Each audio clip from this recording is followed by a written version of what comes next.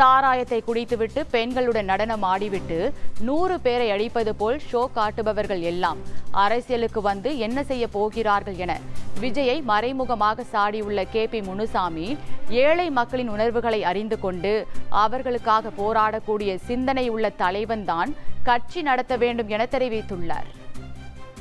தன்னுடைய சுயமுயற்சியால் கலைத்துறையில் பயணித்து ஒரு உயர்ந்த இடத்திற்கு வருகின்ற பொழுது அந்த வருகின்ற சூழல் வருகின்ற நேரத்திலே கூட கலைத்துறையிலே தன் கதாபாத்திரத்திலே வருகின்ற பொழுது பொதுமக்களுக்கு நல்ல அறிவுரை வழங்கக்கூடிய கதாபாத்திரத்தில் தான் புரட்சித் தலைவர் எம்ஜிஆர் நடித்திருக்கிறார்.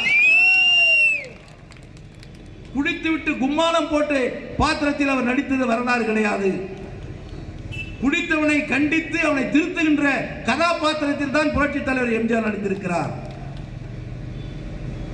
அப்படி படத்திலேயும் நேர்மையானவர், படத்திலேயும் நல்லவர், படத்திலேயும் மனிதநேயமிக்க தலைவர், படத்திலேயும் தாய்ப்பாசம் கொண்ட தலைவர், படத்திலேயும் சகோதரர்களாக பார்க்கக்கூடிய தலைவர், இப்படி நடித்த காரணத்தினால் மக்களும் இவர் உண்மையானவர், நமக்காகவே இருக்கின்றவர், நமக்காகவே நடித்துக் கொண்டிருக்கின்றவர், நமக்காகவே பணத்தை சம்பாதித்து நமக்காகவே கொடுத்துக் கொண்டிருக்கின்றவர்.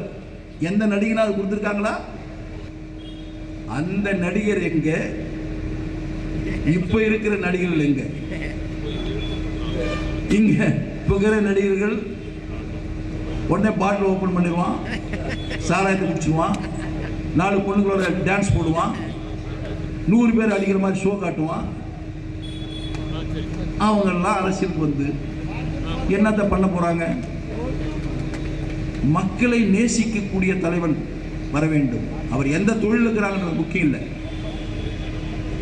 ஏழை மக்களுடைய உணர்வுகளை, அவர்களுடைய நிலைகளை அறிந்து கொண்டு அவர்களுக்காக போராடக்கூடிய சிந்தனையுடைய தலைவன் நாட்டிலே கட்சி நடத்த வேண்டும், அவன் ஆட்சிக்கு வர வேண்டும்.